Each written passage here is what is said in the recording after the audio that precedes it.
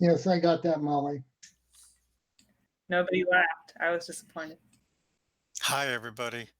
Welcome back to the Astro Imaging channel. Welcome back to me. I've been playing hooky for a few weeks, been traveling around and stuff like that. I almost caught you a couple of times, but my internet service just wasn't good enough. But it is good to be back with you. And I'm going to have a good time tonight listening to Eric. Eric is picking up the show tonight, and he's going to be telling us about proper motion, how you can find it in your pictures and some other things. Got a lot of stuff to say about it. It's pretty important. Um, we've been working on getting some people next week, or we're going to have Terry, I think. We may have somebody else coming in here. We've got a tentative schedule on somebody, but he hasn't confirmed it yet. So I'm not going to mention any names. But be here next week, because either Terry's going to be doing his show about strategies for gathering data while you're doing mobile imaging, where you kind of go camping and stuff like that. And we've had a couple of shows on that in the last few months, and Terry's going to be doing that. And if he's not doing that, we got somebody else coming in to do some other really interesting stuff, and we'll hear from Terry later. And then 2 weeks from now, Robert, who is it? Robert Nemiroff will be coming in from APOD, and he's going to be telling us about APOD, how they work that, and all the things involved there. Anyway, we are always looking for presenters, so we encourage you strongly. If you have anything that you would like to share with people, please do so. I want to thank Tolga and Eric and Terry and Molly and everybody in the Astro Imaging channel for carrying on. I kind of missed being here, but I had to go places and see things. So anyway, Eric's here tonight and telling us about proper motion. So I shall properly motion myself out. And Eric, take over. Okay, thanks, Alex. Tolga, am I in a good position on this? Let's see. Where am I? Can you see my screen? Yes, we're seeing your screen with Alex on it as soon as you switch over. Okay, so let me bring up the first slide. That's probably the best way to go. How do I get me up on the screen here? Let's see. Here we go. Are you sharing your screen? Yes, I got the infinite screen. Okay, you'd have to stop sharing your screen in order to see yourself, to have your picture there. Oh, there we go. Okay, am I on there? Can you see my screen? Yes. Okay, so let's get going. The proper motion of stars. You know, we're all familiar with how to image RGB images, clusters, galaxies, and that's what we really spend our life as astrophotographers for. But I guess sometimes I get a little bored and I try to find other things that might be of interest that I could image. And one of the things I discovered a few years ago was that stars move. Well, of course the stars move. We go around the center of our galaxy every few 100 million years, and during that time, all the stars would move if we lived long enough to see that, which of course we don't. So the question is, do stars move in our lifetime, in human terms? Let me bring up the first slide here. Just take a moment.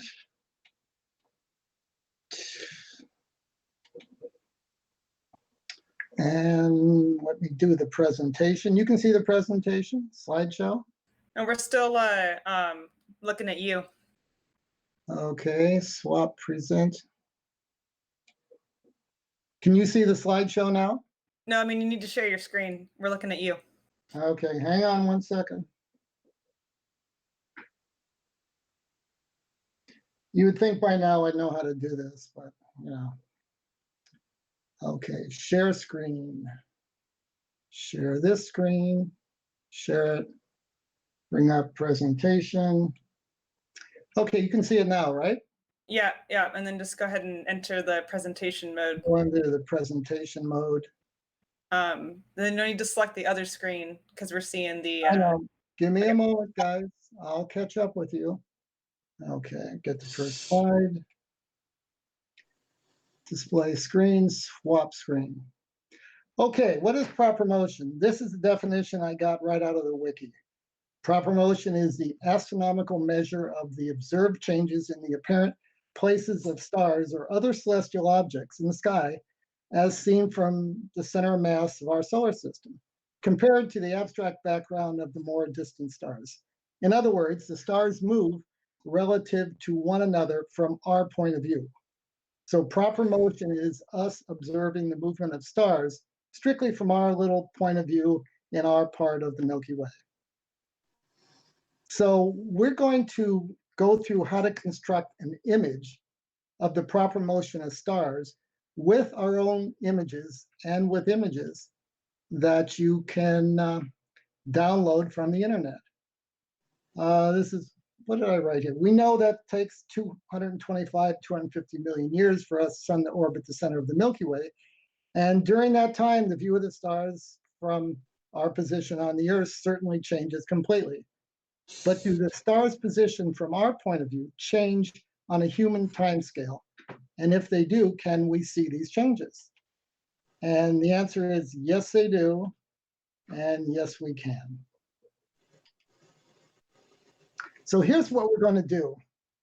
Using one of my images, or if you want to do the same process, one of your images, we're going to select an image of yours, or in this case, mine, find an archive of older images of the same object, register the two images, and crop it to the overlapping area, and then identify the moving stars with the process that I'm going to show you. So let's get started. Let me quit this, turn this down, and I got the infinite screen. Okay, so the first thing, am I still sharing my screen? Somebody? Yeah, you'll need to hit stop sharing if you want to. No, I want to still share my screen. Can you see the? Yeah, I've got it now. Okay, so the first thing we're going to do is we're going to download an image from a database that goes back a number of years. Now I'm going to use an image of mine that is IC 1848, which is the Sol Nebula. So I want to download an old image. And I posted the link, or somebody posted the link where you can get to this particular database if you want to reproduce what I'm doing. And I'm going to download it from the POS1 Red, which is an older archive. And I'm going to put in the name of the object I want. And I'm going to say, get the coordinates. If you're having difficulty seeing this, I can put the magnifier up there. So someone has to kind of give me a heads up. I'm going to get the coordinates of that. And let me put the magnifier up here for a moment. Here's a little magnifier. So the coordinates for IC 1848 are here. And then I'm going to put in how big an image I want to download. Let me turn this off. And the maximum is about 1 degree from 1 degree. And I'm going to put in 60 minutes for the height and 60 minutes for the width. And all I have to do is click retrieve image. And it's downloading that particular image from that particular POS1 database. Actually, I think we downloaded the wrong one. So it's going to go back to the POS1 and download that, retrieve image. So now we have our older image. And I'm going to go and open this up. I'm doing it on the other screen, but what I'm doing is making sure it's going to be a FITS file. And I can open it up in PixInsight. So that's the next thing we're going to do, open it up in PixInsight.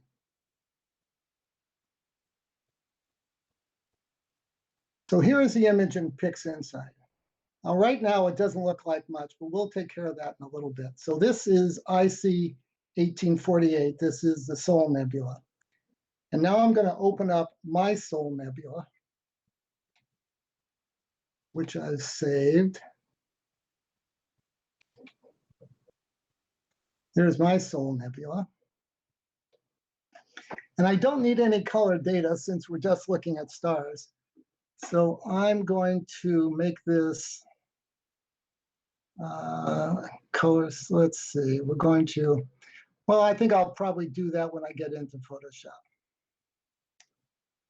So now I'm going to do a little manipulation on that so I can see this image that I downloaded from the database.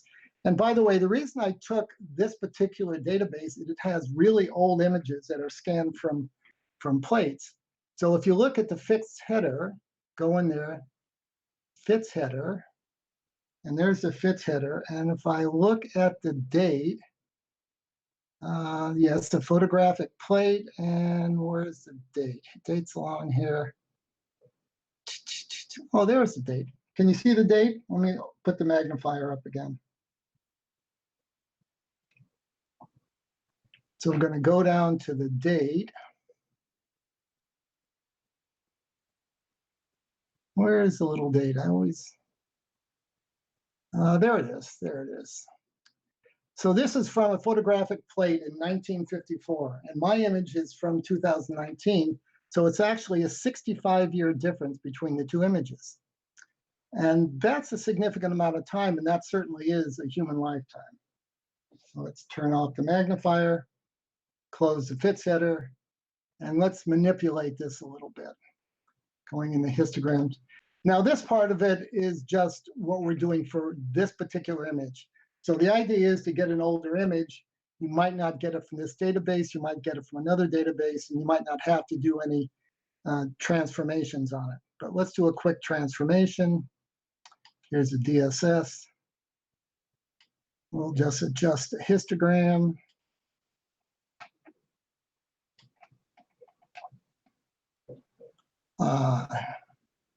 And now it's starting to look like our image. And now I'm going to do just a little curves transformation, which I've already set up.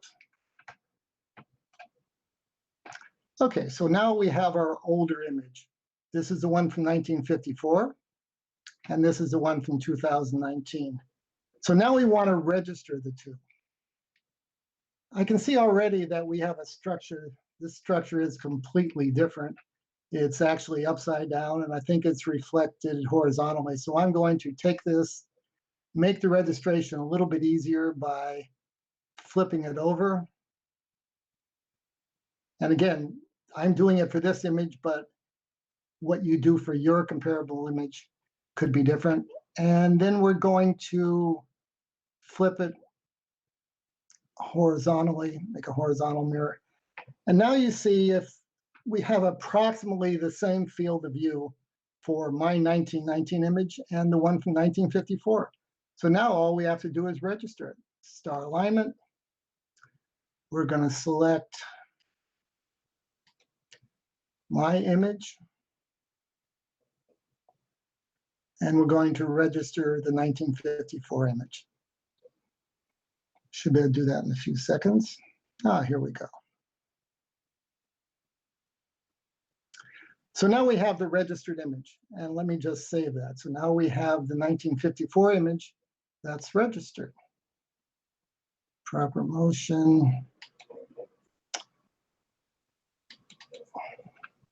Now we have the register. We're going to save it as a TIFF, 16-bit. And so now we're done with PixInsight. So let me close PixInsight and open up Photoshop. So the way I'm going to explain it, we need two programs. We need Photoshop and we need PixInsight. So now I'm going to open up my image and the registered one from 1954 in Photoshop. Open. Navigate. Let's see. Proper motion. 3. Here's the registered image. And here's my image.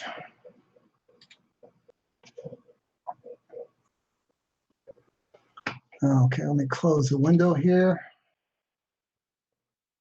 Now let's leave the timeline open for now. Fit screen. Fit screen.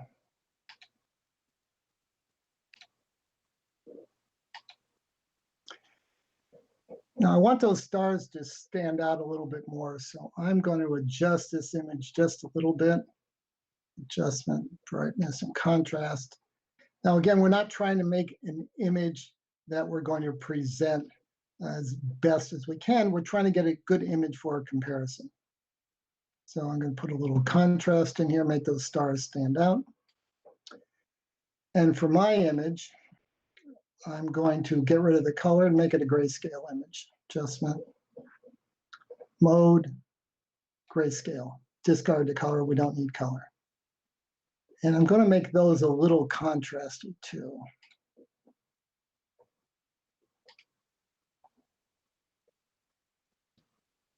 More contrast, brighten it up.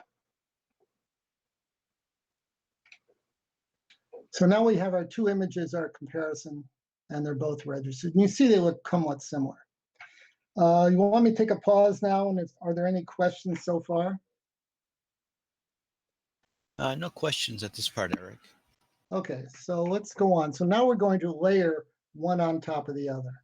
So I'll take the 1954 image, make a copy of it, and put it on top. We don't need all this black stuff, so we'll just compare the overlapping areas. So we'll get the crop tool, and we'll crop it down just to the overlapping area.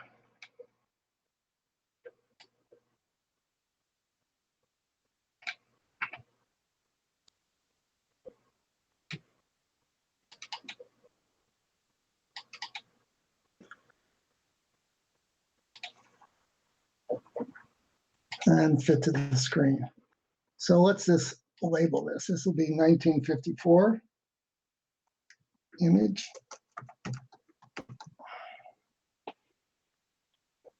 And we can actually blink between the two by turning them off.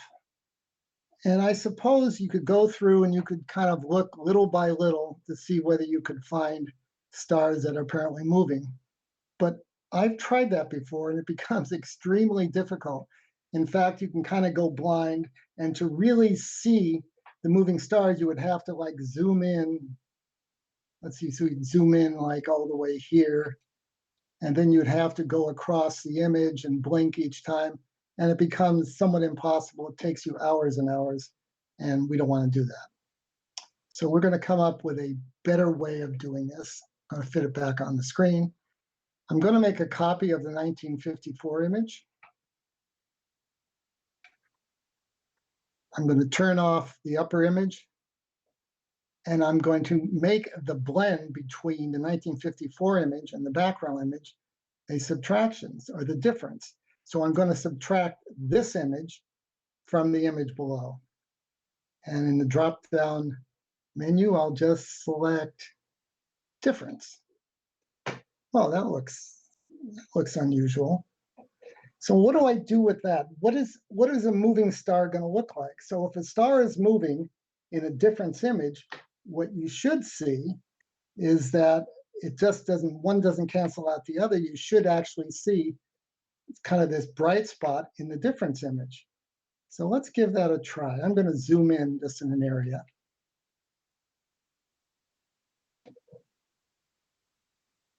Well, I see a couple telltales that say that we have moving stars. I think this is one right here. Let me just draw a little marquee around it.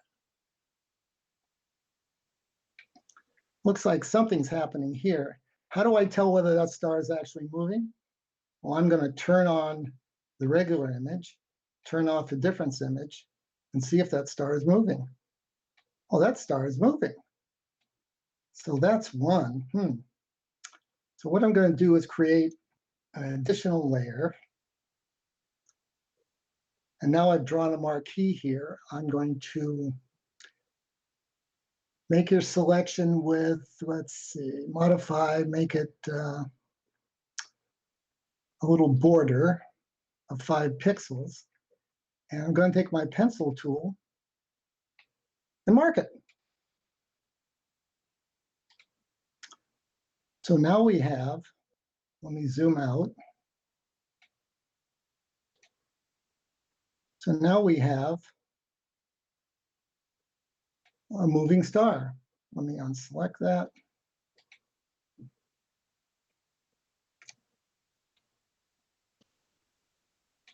So now we found one moving star. So let's go back and see if we can find a couple more. Turn off the regular image, turn on the difference image, and zoom in again. And what I can tell you is that every time you see these little funky, I'll get my hand moving. Things like this, see that? That's a moving star. Let me zoom all the way in.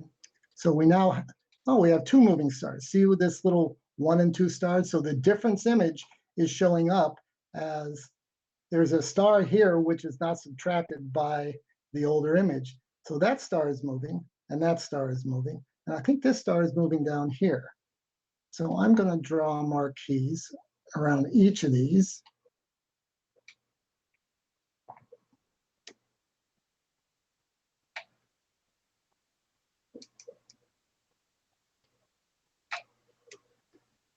And we'll, once again, in the selection, we will modify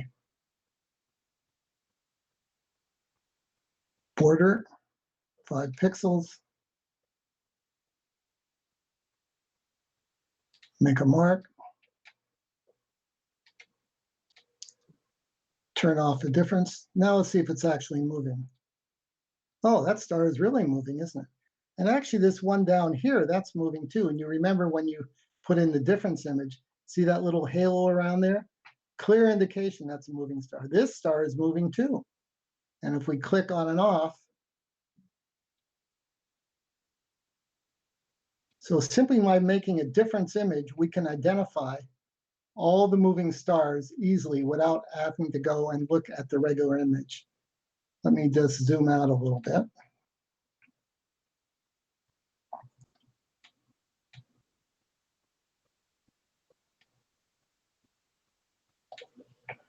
So there's a moving star. There's a moving star.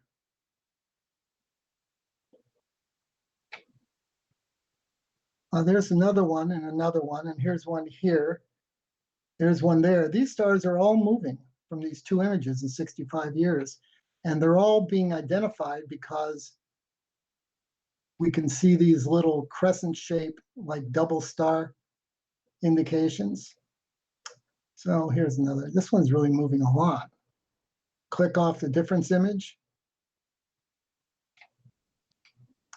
If you had to go through and identify those by clicking between the two images, it would be difficult. But with the difference image, they're easily identified. So if you were to go through this entire image here, in fact, if anyone wants to use it, I can certainly post it so you can do the same experiment that I'm doing here. You would see that there's approximately 45 easily identified moving stars. And you can just see now that you know how to identify them. Moving star, one here, here, here, here, here, and here. And there's actually one moving star which I kind of identified. Let me just zoom in to the lower right quadrant.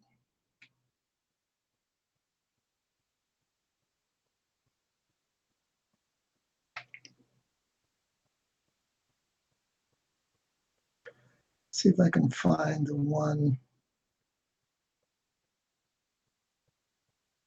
No, I've lost it. I found another object in the older image. Well, I'm not finding it right now. Are there any questions so far? I have one, Eric. Can you Sure. see any differences in the nebulosity at all? Yes, you do. But remember, you're talking about a 1954 plate, which has been scanned later on. And those images really don't compare with the ones that you do now. Yes, I did see some difference in nebulosity. In fact, but I'm not sure those differences are really in nebulosity or perhaps in the red filter versus the red filter I use here. And Jamie Booth has commented that now that he knows what he's looking for, he can see tons of moving stars. Greg D. Oh, yeah. Greg D is wondering if it's possible to make a 3D image showing the motion. 3D image, there is a possibility of making an image. Let me just show you what I've done. I'm going to bring up another one that I've done more completely on this same image. So let's turn off the difference image. Selection. So when I went through and did this particular image, I found 45 moving stars, easily identified just by looking at the difference image. And if I open that one up,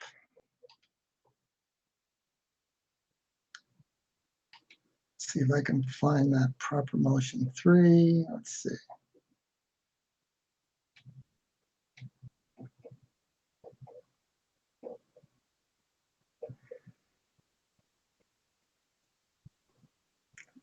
Take me a moment, see if that's the one. Oh, there they are. I think that's 45. So now I've identified, I'm not sure if that's 45, I think it is, but I think I went through and I actually found more. And that was done exactly the same way with exactly the same overlapping images and marking each one. So what it would be nice to do is to show that motion as a posted image. And that is what this particular TIFF file actually shows. So you see on the bottom, we have what's known as the timeline window, timeline. If you have an older version of Photoshop, it might be called something else. But basically, it is a way to show different representations of different layers in different frames. So here's one frame that shows the older image. Let me get the magnifier in here a little bit.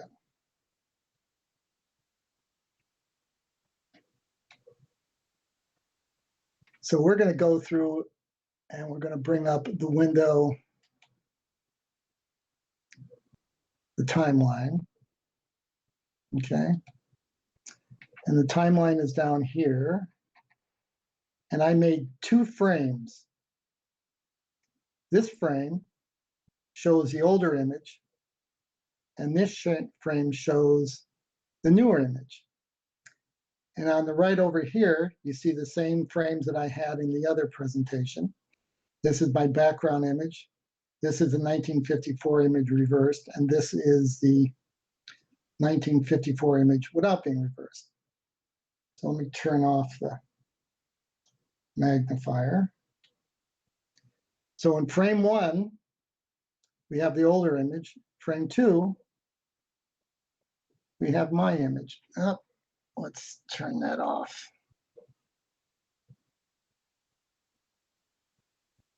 My image, the older image. And even though you can't see it, there's a star moving in each and every one.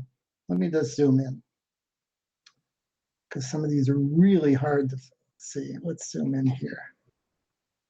Spot the moving image.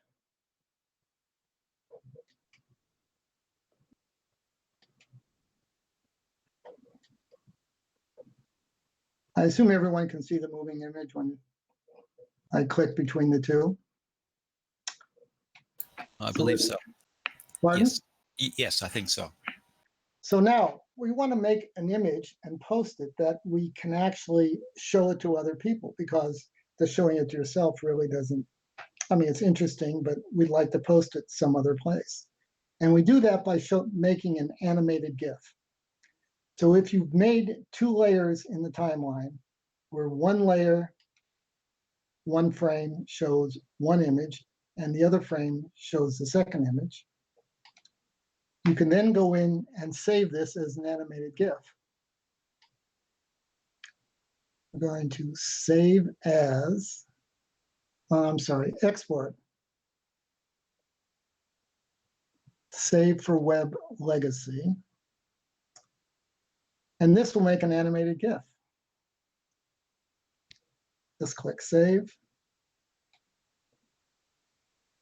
Animated GIF, and I think, let's call this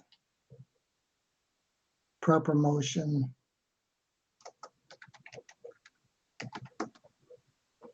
So now we have our presentation GIF. And I'm going to, let's see, bring up.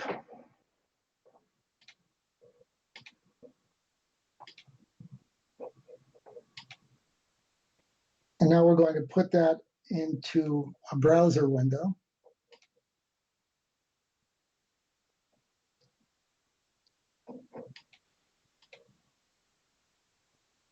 Let's see.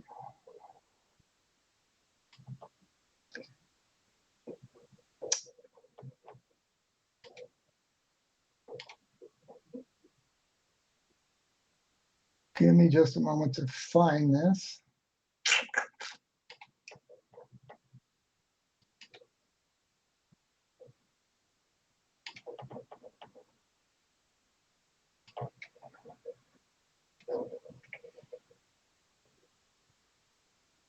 And every 3 seconds, it switches between the two.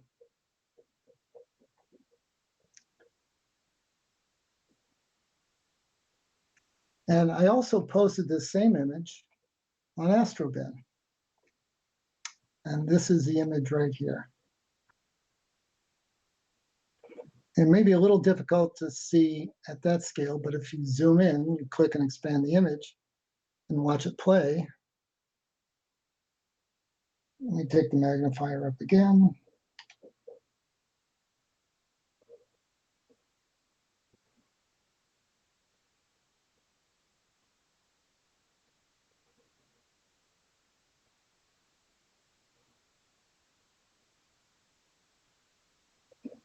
All these stars are moving in 65 years.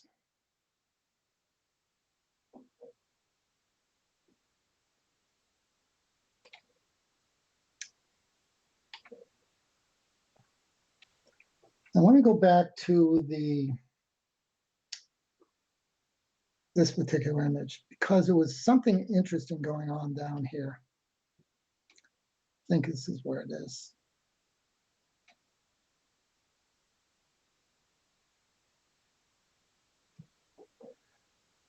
I'll mess this up and I'll click on, let me go back to my image, click on the reverse image.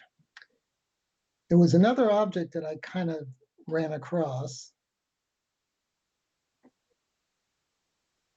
This is what I love about demonstration. Oh yeah, here's this guy. Well, there's an image on the old plate. Now let's watch that. Let's draw a marquee around it.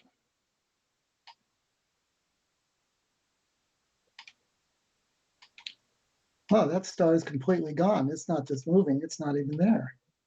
So I was kind of curious what that was, and it doesn't really look like there was a flaw in the old plate. Remember, this is a 1954 image, and then this is the 2019 image. That thing is gone. So I called around to the near Earth object, near Earth object group or observatory. Those are the people that look for asteroids that are going to hit the Earth and destroy us.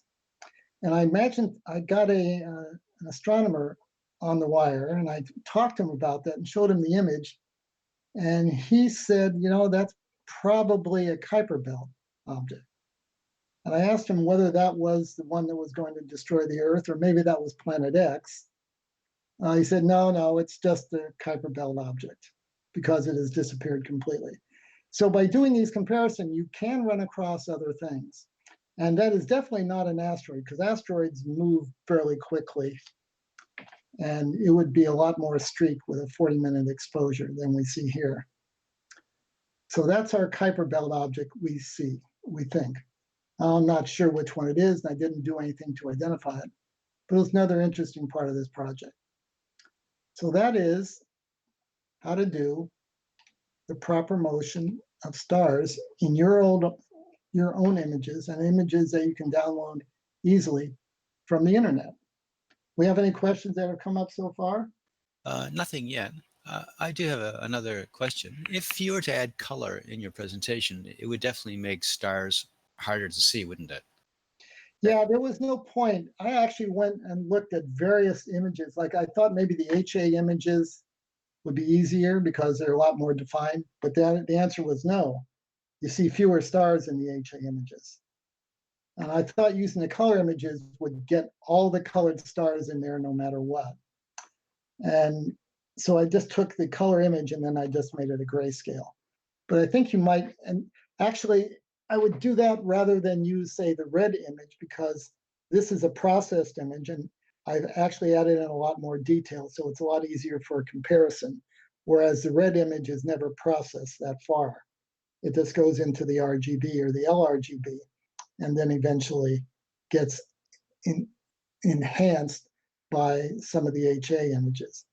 So the color image would be the best to use. And if you use the color image here and tried to do reverse, then all sorts of funky things might happen. So it was grayscale to grayscale. What's Even the though one is an RGB and one is actually the red filter from the DSS database. Mike says, very neat trick, Eric. Thank you for sharing. No, you're certainly welcome. And you know, when you get into a situation where the skies are cloudy and you want to do a little processing, create an image, this is something you can do. And if anyone hasn't discovered the wealth of images that you can download from the image, from things like the DSS or the Murkowski, the MASS database, you should definitely explore that. And if you were really ambitious and showed a star that was moving over a period of time, you could actually do a timeline, because that database has different times. I know there was one from 2003, and I think there were a few more of the same object at different times. And you could do a little animation from date to date to date. And if you were really ambitious, you might even calculate, the relative speed relative to us of that particular star. But I thought just the animated GIF showing the movement of the stars was good enough. Eric, we got a question from Ray. Eric, do you create these star images using the standard PI processes, or do you do a bit less rejection parameters in the post-processing? Well, you saw how I simply processed the image I downloaded from the DSS database. I just did a couple adjustments on the histogram and just give it enough contrast so I could see that. See a nice grayscale image. The HRGB image, which was the Sol Nebula, that was processed using PixInsight and eventually Photoshop. I can't do it all in PixInsight. I know some people do, and I have had 30 years experience in Photoshop and will not easily flush that away for PixInsight. Eric, you're just taking pictures that you've already processed because you process the pictures just in your normal course Right. of developing I it. just said, hey, And, let's. hey, I think I'll check for motion in this one, right? Well, and actually what I did is I said, okay, let's go find a picture where there's really a lot of stars. And not every image has a lot of stars in it. So I just said, oh, this one looks like it has a lot. I've done the same thing with the Rosette Nebula. In fact, the Rosette Nebula was the first one I experimented with. But what I found with the Rosette is that I saw some kind of article which showed a couple of stars moving. And then I spent hours and hours and hours trying to identify that star in my particular image and finally did it, but it was a real royal pain. And eventually I evolved into finding an image from the database and comparing it to an image that I've already processed and I was happy with. Thanks. So this is something that anyone can do. It doesn't matter how bright or dark the skies are. It doesn't matter whether the moon is out. You can take any of your old images or your recent images and compare them if you're interested in the proper motion of stars. So just to review, let's see, go back to my presentation. And if anyone wants a copy of the presentation, let's go to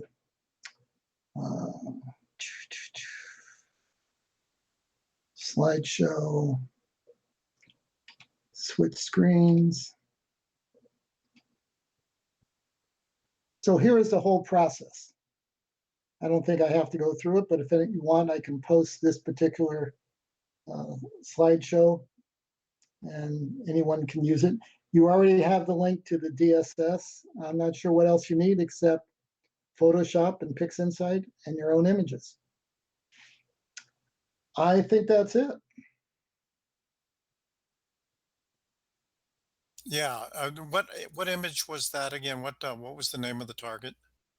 That was IC 1848. That's the Soul Nebula. Okay. You Thank know, the you. old Heart and Soul.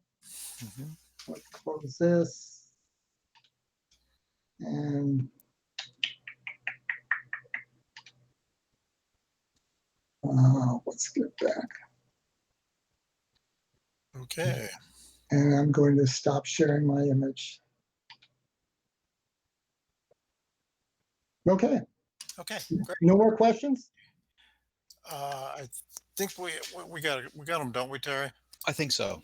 Okay. Yep. Okay. Thanks very much. You can see that Linda asked a question earlier in the chat thread about who's all going to NEAF and NEAC. We'll be coming up on that in what, 6 weeks or something like that. So we're all looking forward to that. I'll be there. I'm going to be doing a presentation about session managers and SGP in particular. And of course, I'll be running around having some good times with the booths and all that other stuff, and hope to see you all there. So get your registrations in. I think the hotel's filling up. I checked with Nightfall not too long ago, after I got back from the Mid East, and Nightfall's about 70% full right now. So if you want a hotel at Nightfall, it's time to get yourself registered down there. Nightfallstarparty.com if you want information on that. And in early May, I think our friend Warren and Ron, who filled in last week or the week before, um, are giving a presentation in the Southern California area down for the San Diego Club and other people that want to come in. I think they're up in Buffalo in the near future too.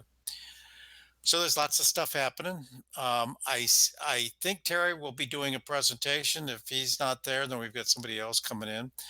We each, Tolga, me, Eric, Terry, and Molly, have volunteered to always have a presentation ready. So we've when we cannot find an other presenter, we're all ready to go on that.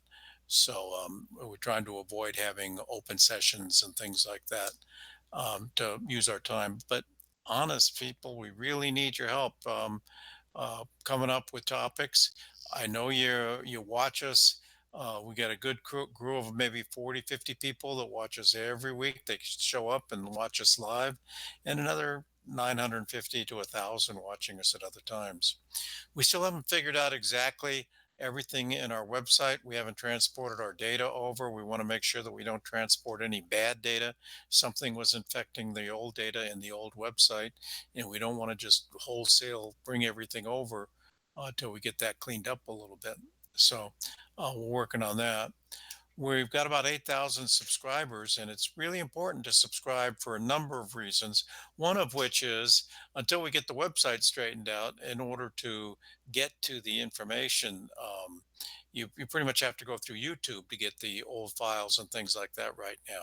So please be one of the people that subscribe to the Astro Imaging channel. I think that will bring us to a close for the night. We haven't had any other questions come up, I don't think. I haven't been reading them as I talk to you here, but thank you very much, Eric, for turning us on to some new techniques to look at our old data, and fun, you know, showing off that we know some stuff now that we didn't used to know about how the stars move around. So thank you. That'll be all for this week. And Tolga, take us out, Tolga.